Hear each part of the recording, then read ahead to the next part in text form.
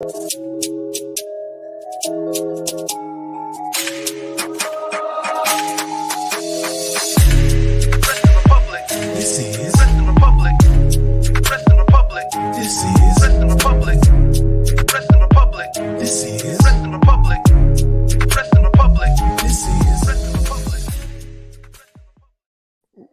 going on, everybody? We are back once again with another edition of Wrestling Republic's daily broadcast.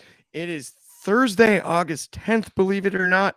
We are fresh off of SummerSlam, and more importantly, not more importantly necessarily, but more recently, last night's AEW Dynamite on the road to both All In and All Out. I'm accompanied by two of my good buddies, one of which has been on this Thursday show since the beginning, head of opinions, Anthony Ricciardi. How are you today, my friend? I'm doing all right. Looking forward to doing another throwback. You know, my usual at least one time appearance every week. I look forward to doing this one, and it was an interesting Dynamite. And the throwback is a flashback for sure.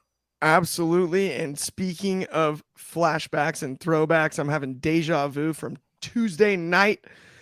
We've also got our good buddy Shad in the building on Thursday. How are you? What's good, guys? I'm doing well, man. Getting, ready for the weekend. It's my Friday Eve, finishing out the week strong. Ready to talk Dynamite and ready to talk this incredible throwback topic, which holds a very special moment in my heart. So let's get into it. I'm stoked too. I couldn't agree more, man. Like, it's one of my favorite Raw moments ever. And I'm not even going to reveal the topic till we get to the end of Throwback in case anybody stay with us. I'm not even going to say it yet, unless someone else already did. I'm kidding. Nope. It's not even in the title. So we're good. Let's get right into Dynamite. We have maybe a hint. Woof. I just ruined it. The Jericho Appreciation Society meeting. Come on, man. I did not do that. You got exactly. You probably are the worst person to give surprise parties to the and show. stuff. Oh, and you've already ruined it. Surprise party, I'm horrible at. I'm like, hey, listen, just act surprised, but we're all going to be hiding and the lights are going to come on. It's a surprise. No, but we had the Jericho Appreciation Society meeting. I'm a huge fan of this group, or I was at least at the beginning. I do actually think they'd run their course. I kind of wish there was a more definitive end personally, but I'm going to toss it to you, Anthony, first, and then Shad second. Anthony, what do you think about the opening segment? Did you feel like it was a definitive end, or do you think there was a little bit to be desired? I gotta be honest, this is in a lot of ways like the Outcast to me. I want to care, but I'm not interested. I want to be interested in this story, but at this point, it's like I don't really care if Jericho goes with Don or not. The way that all the members just went, yeah, we're done with you, and just left.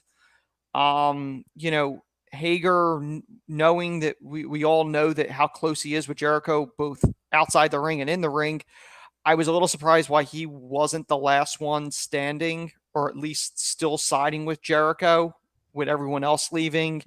They left it open-ended with Sammy going, if you need me, I still got you, or something to that effect. And even like last night after they all abandoned him and he's in the back and he's like, yeah, I got an answer, Don, but next week. And you're like, okay, this seems like this is going to be a swerve. Like this, if he's going to side with Don, he probably would have just did it last night. But if there's a swerve involved in here, but again, there's not enough interest. Even if he swerves Don, who's he going to feud with? Takashita? Like really, is that where this is going? Yeah, it's one of those things where I kind of agree, but at the same time, it did feel a little bit like Jericho doing the classic old school, like, oh yeah, we'll find out next week. And maybe he does just go the Don Callis route and they tell a story in that regard where like he does at first, but then doesn't, or he works Callis. I don't necessarily know. Shad, what did you think of the segment? Did you think it provided the proper ending for the Jericho Appreciation Society? I mean, I like the result of the segment, meaning that we're finally breaking off this faction because I feel you have way too many talented superstars in a faction that leads to just something that doesn't have a lot of care. So I'm happy that the Jazz or Jericho Appreciation Society is ending, but the segment itself, it felt very rushed, and every single person was giving the same rhetoric of, "Oh, you did this, this, this, or this. I'm gonna go on to my new whatever it may be." Like, and it just happened really quickly, and it didn't have a very organic feel to it.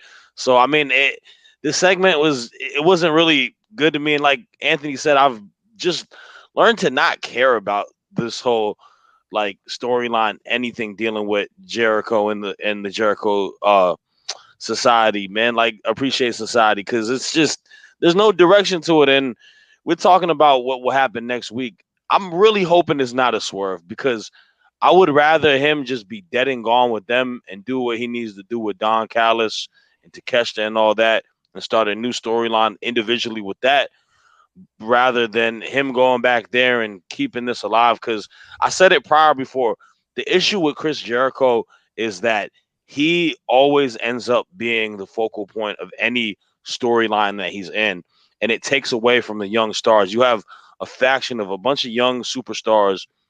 The focal point was Jericho. You know, the Action Andretti situation, you know, he built off of that.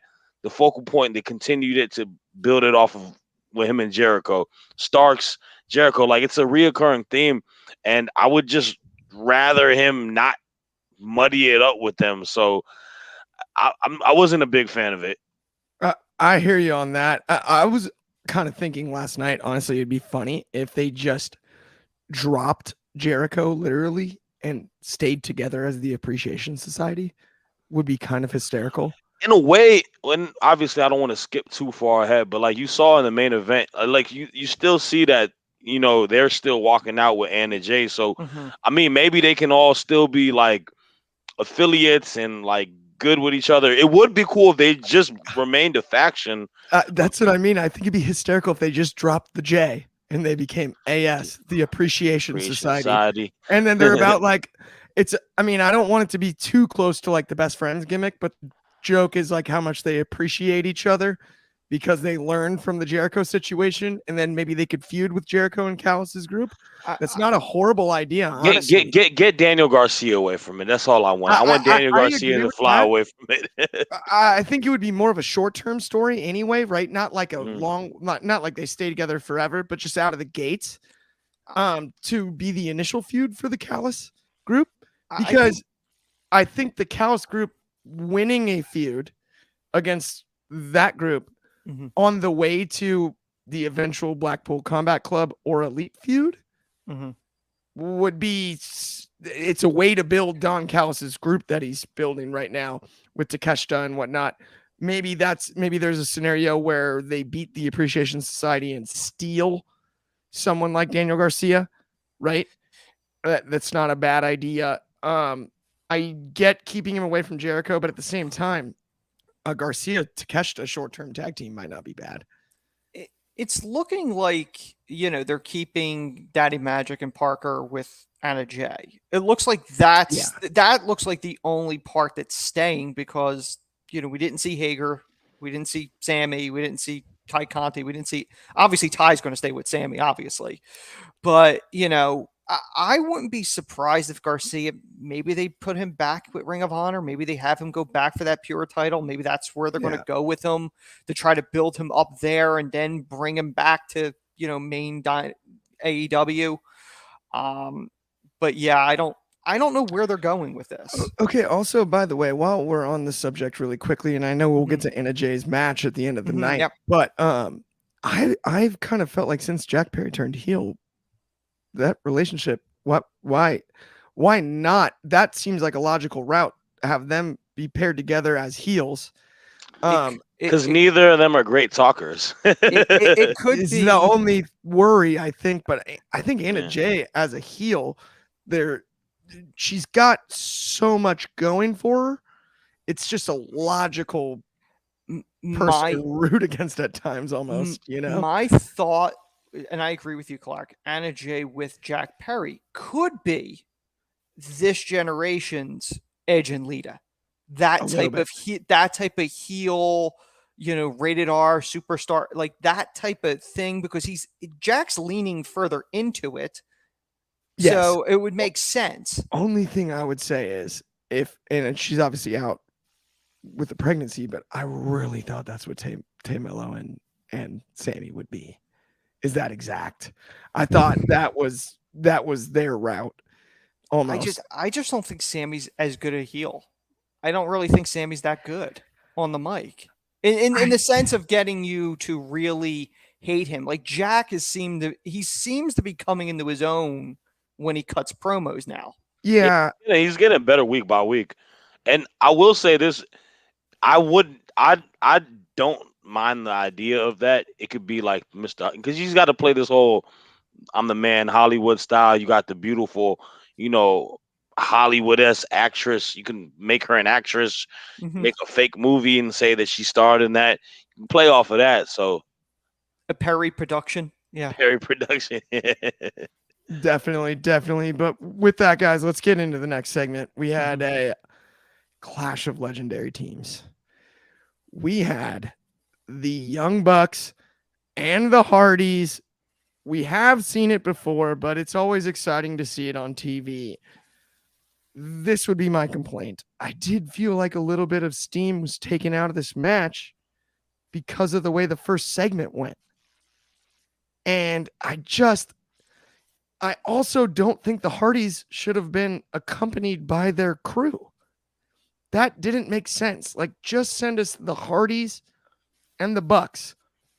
On the flip side of that, for Hardys Bucks at this stage of the Hardys career, I thoroughly enjoyed the match personally. It was fun. They hit all the old spots. They hit a lot of the high notes. I enjoyed it. It's always nice to see the Hardys on TV, and it does appear Jeff is back, not, all the way, but at this stage of his career, wrestling a little bit safer, back in rhythm. He didn't look as sloppy as he had kind of in the past. I enjoyed that part of the match as well. To see him healthy and thriving like that was awesome. I'm going to toss it to you, Anthony, first, and then Shad next. Anthony, what did you think of the match?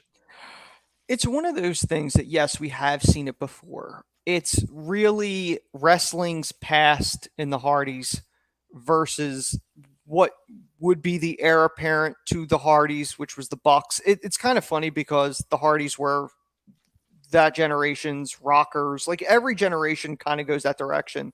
So it is a clash of generations.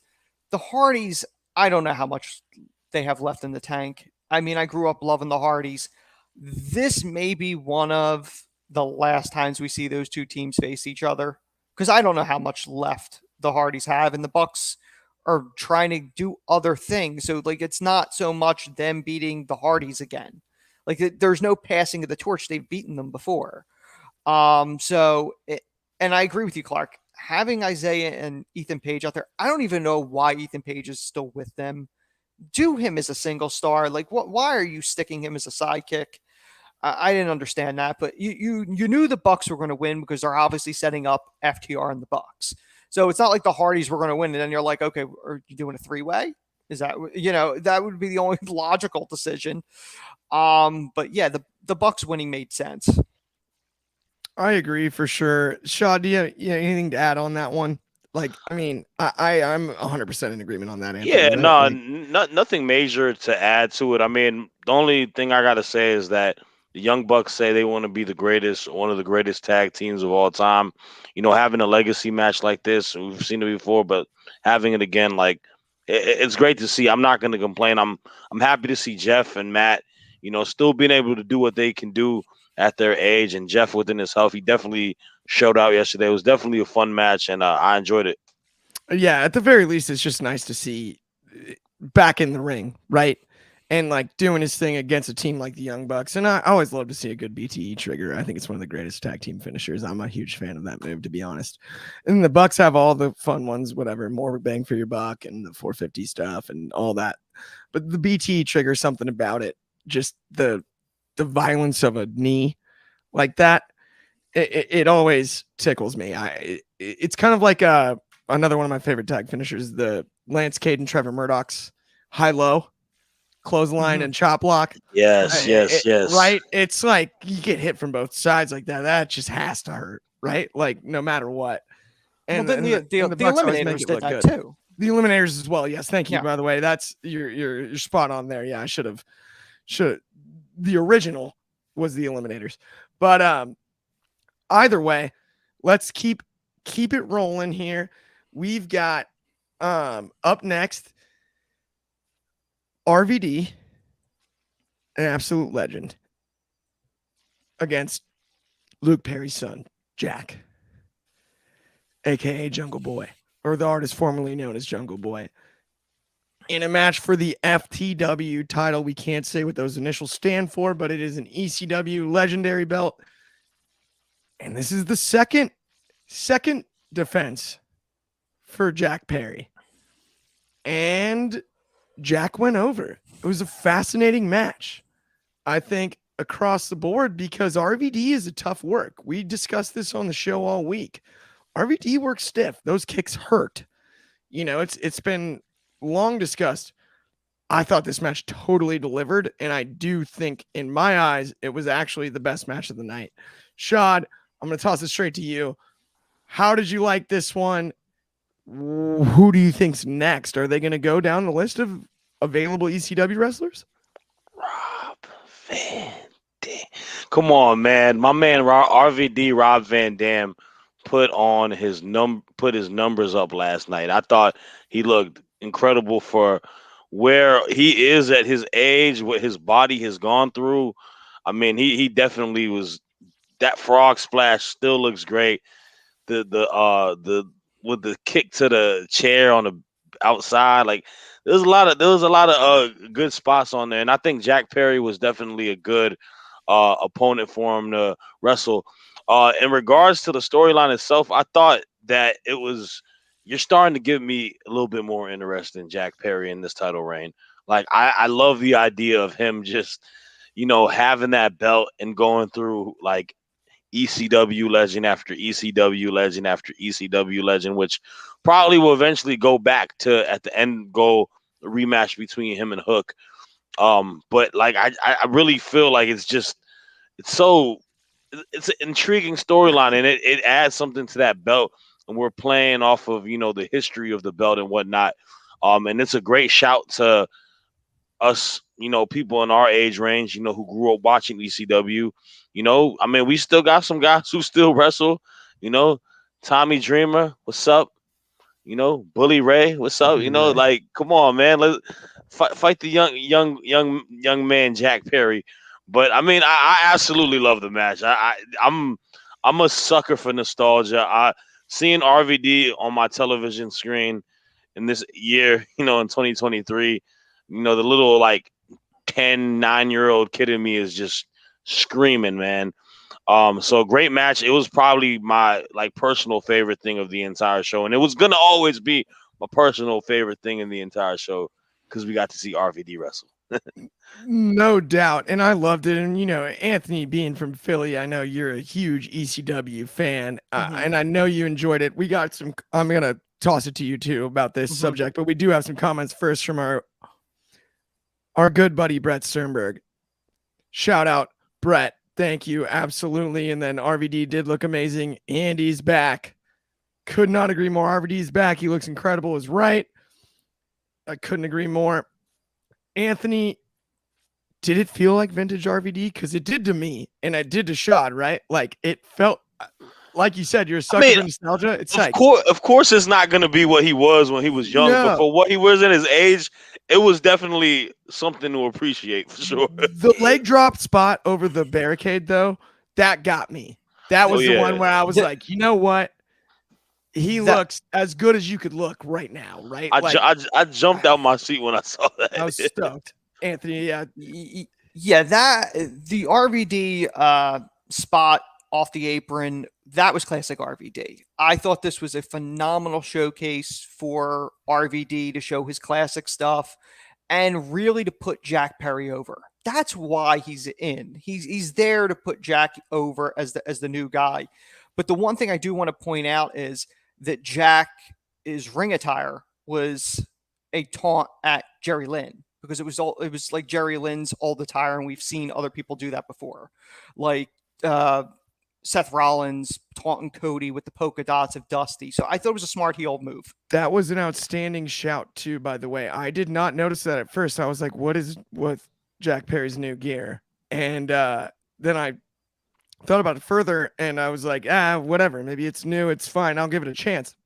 Really funny. Then this morning, I'm driving down to San Diego to go hit golf balls of all things, listening to Busted Open. And Bully Ray goes, yeah, I didn't understand the new gear thing. And then a fan last night on Busted Open after the show smartened me up and let me know about the Jerry Lynn thing. And I'm like, that is cool. Oh, I noticed that right away. Yeah. Bubba Ray didn't realize that? He didn't catch it himself, which cracked me up. It made me feel better about myself.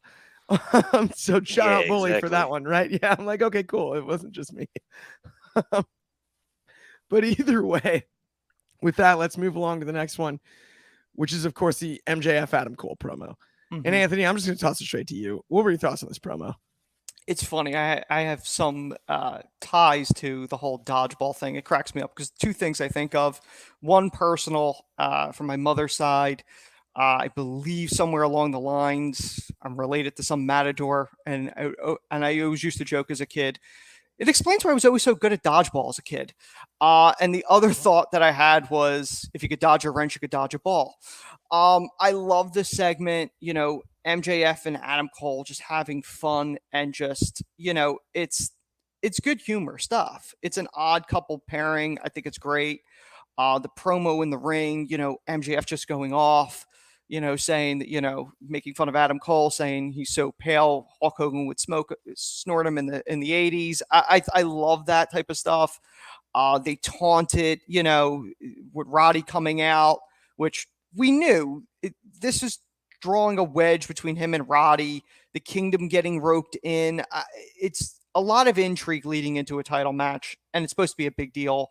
And it feels like a big deal, but none of us want to see this end because we love the partnership, but we don't really know where this is going at the same time. No doubt. Yeah, it's one of those things where they're so dang entertaining. You just want more of them, right? Like on the screen, like it's organic. That's the brilliance. Is like, it was one of those storylines that got traditionally doubted at first. Shad, what do you think about MJF Cole in the future? How's this go? I mean, yeah, I'm like, it's a tough situation because I think it might continue just because it's going so well. But like, they have a marquee title match at that event. But like the wrench thrown was I want to win those ROH tag titles, and I want to do it with you because you're my best friend. And then we have the entire, like you're saying, the storyline with the Kingdom and Roddy. Like, I feel like there's a way where they can still squeeze and extend it for a little bit. Maybe they win the tag titles and then MJF wins, and he's just like, hey man, we're still champs. And you kind of see it start the fracture in their tag team, go from there. And then, we'll have the eventual feud with the Kingdom, and maybe they run the third match after that. Who knows? But like, I absolutely love the storyline. These like segments that they do is just so funny, man. So funny. Like, they're so good at this. And MJF is literally like, he's one of the best in the business right now, man. This guy is so wise upon his years on getting down this like pro wrestling sports entertainment stuff, on how he's able to just, dish out lines and act, and with these, vignettes and segments, man, it's a breath of fresh air. I don't want it to end. Give them all the tag titles, man. I do think it's a mistake doing the title match at the beginning of the show. like on the buy-in. I don't think that's a smart move. I think the first time that they're on the show should be the main event. I don't that I thought was a mistake.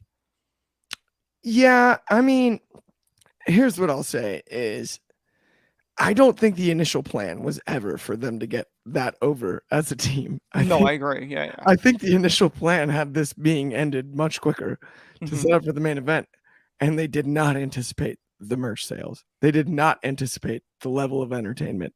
They did not. And by the way, that's nobody's fault. That's of course. How could you?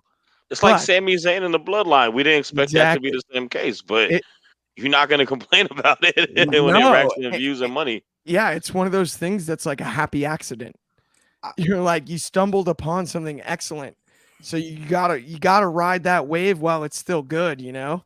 Do you think it would have been funnier if MJF didn't know who the Ring of Honor tag champs were and like turned to Adam and went, "Who is it again? Like who has the belts?" Like I thought he should have done that because that would have fit MJF as in who are these? Who are these people? Who are these guys? Yeah. I don't know them. That would be hilarious. Also, the other thing that I love about this is it actually sets up for a hilarious reunion down the road. Oh yeah. If they're both in AEW long term, which I think is kind of the brilliance of this one, because you don't really see that with what happened with MJF and Jericho. Like that's not going to happen. But I think there is a way that they can let this play out, and then you set up for a great reunion. With that, though, we got a couple comments. Our good buddy Brett, once again, I'll take 2 full hours of MJF and Adam Cole any day. Same with me, my friend. And then shout out Shad. Siam Chowdhury, man. Siam Chowdhury, thank you. Sorry. Did my best. Shad making me want to catch up on AEW ASAP.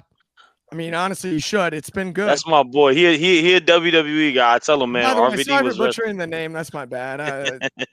Distracted too with the show notes again. That's an inside joke between me and Shad. I on Tuesday messed up pretty funnily, but that's not the point. Let's get into. Appreciate it. Thank you. Good try. Thank you. Okay.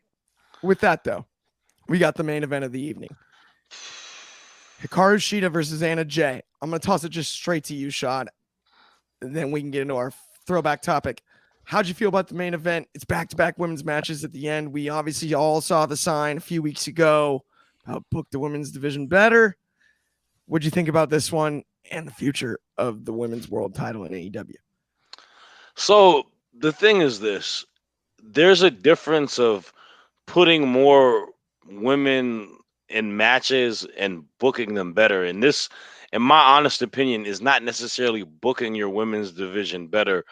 I thought the match wasn't really that good at all. Sloppy at times, weird ending. I think Sheeta's one of the best women's wrestlers on the planet, and I think Anna Jay is pretty good. But I mean, it just wasn't a very fluent match. Their chemistry was not good together in the match. And then it's just the whole build up to what we're going into this pay-per-view. It's like, I don't understand why you have a 4-bracket tournament that leads to a fatal 4-way, and the person that lost the belt gets an automatic bye, but the woman who's the champion has to put her title on the line and is virtually in a bracket for this 4-person match as well. It just doesn't make sense. I feel like Tony's trying hard, and I think there's slight improvements. I think having them at main event dockets 2 weeks in a row is great, but it's like we need more compelling storylines. There's a full scope on booking a division better. It's more than just, including women in matches and on the show. You got to give them meaningful storylines. You got to give them meaningful matches. Like, treat them with the same respect you're treating like other people on your roster, like the same respect you're giving MJF as a champ or Orange Cassidy. You got to give that same respect to Hikaru Shida. You can't just give her a rotating matches. And then looking at the tournament, my biggest fear is that she's going to be a short reign champ because you got Saraya who's on the tourney, and I'm going to assume she's going to win and she's going to get her moment in the UK, which is great. But then it becomes like Shida gets 2 reigns that or whatever. The first reign amazing, but it was during the pandemic. This reign, we just let you kind of have the accolade and we kind of get you back to what you were doing before. So, it's a cute try, but I feel like we still got ways to go. I don't think you could sum that up any better than that shot. Like, that is spot on. I'm in total agreement. It's one of those things where it's like there's little loopholes still. There's little holes in the whole narrative with the tournament and everything. Mm-hmm. And then you add on top of that the layer of there's a lot of extra pressure. So now you're kind of doubling down by putting it in the main event. While it is a response, it is a high pressure spot really for Hikaru Shida and Anna Jay, right? Hey, and I love, it's important to have women's matches in the main event, but rightfully so, there was no build to this match. It was just thrown together, and you have a card with cold booked. Yeah, you have a card, like you have a show with RVD and Jack Perry. You have the Blackpool Combat Club in a tag team match. Like, there's so many matches that were higher on the weight scale that probably would have ended the show better in that way. You're not helping them out by doing that. If better thought out, the JAS segment could main event and finish the show in a way. If better thought out and more impactful, there's no doubt. Right? No, I'm not saying the same way that it actually played out, but right? But I also did that strategically as a segue, since I gave you guys the hint earlier on our throwback topic, which is what we're going right into right now.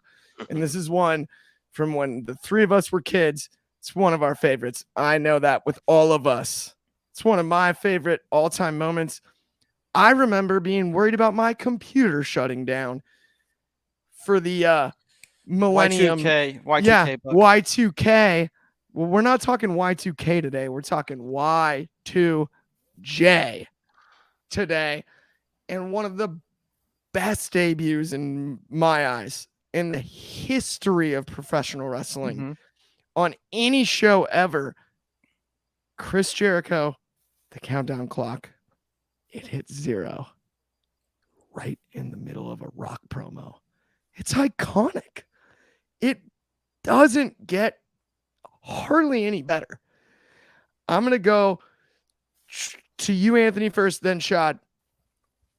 And then let's get fully into it. What are your memories of it? How did you feel about it? It's funny. I distinctly remember I was sick in bed watching it.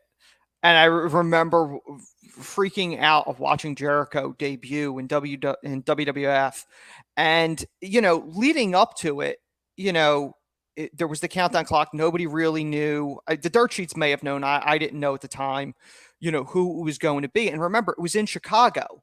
So there was even speculation, could it have been the Legion of Doom?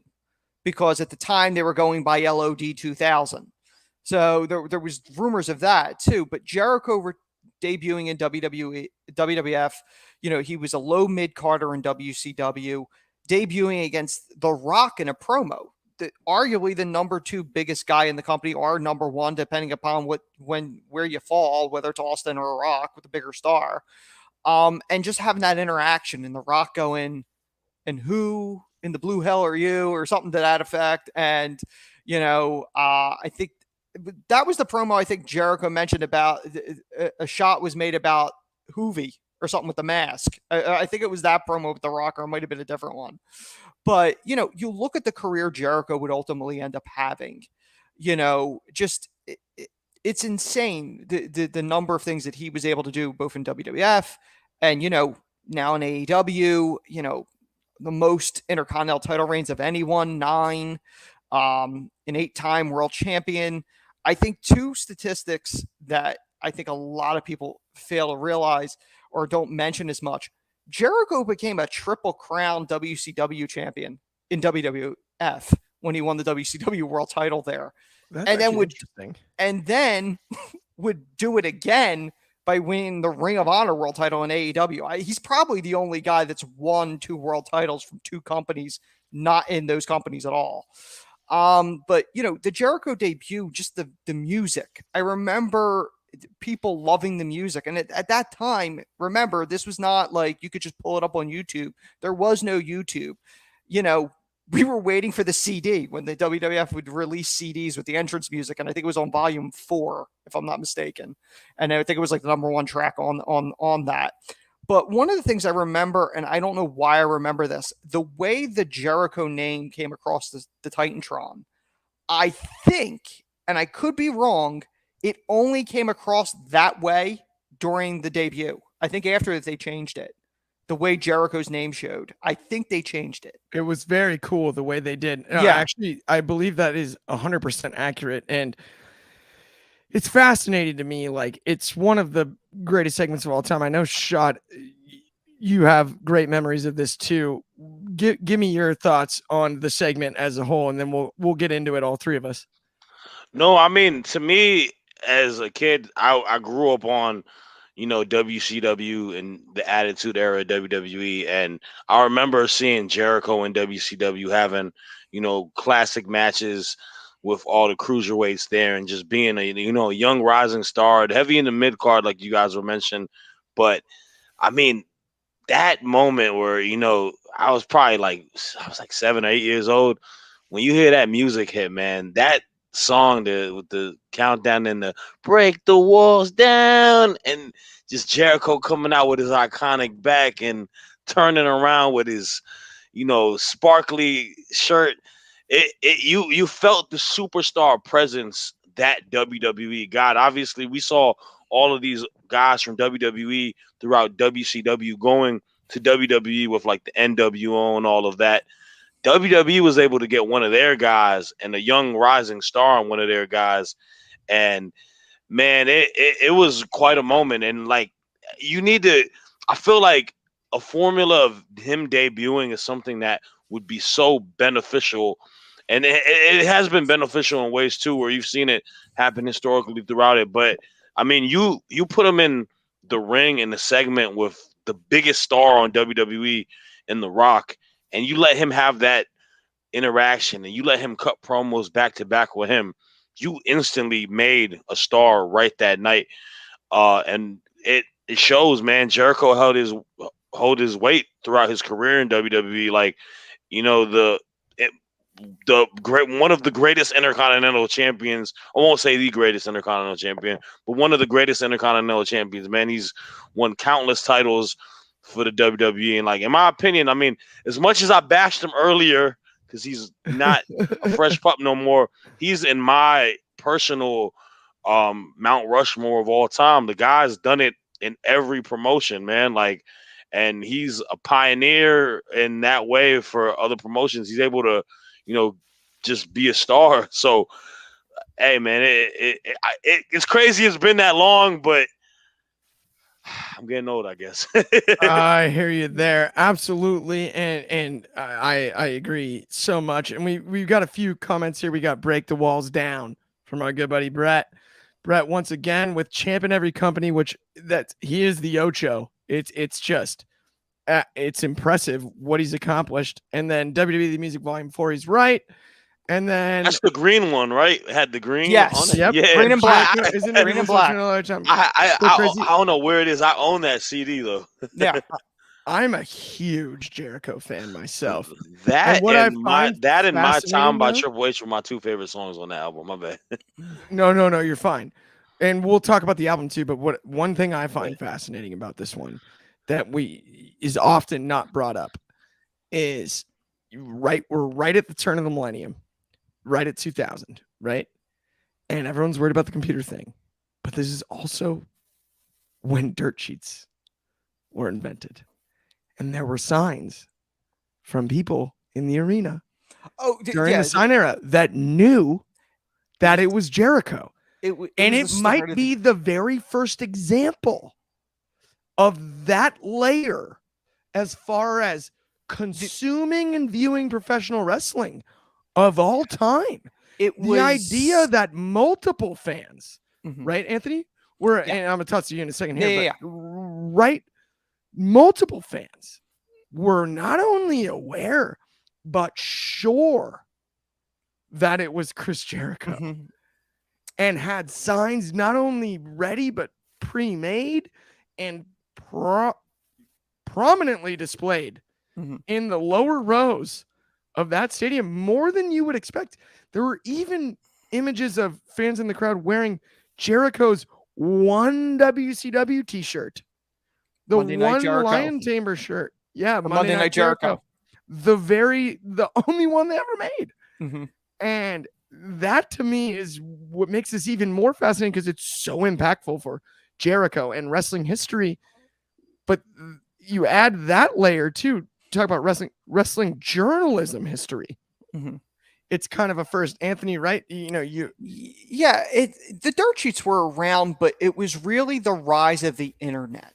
That's where it started becoming commonplace, and everybody knows. The equivalent now would be Cody Rhodes' return at WrestleMania 38.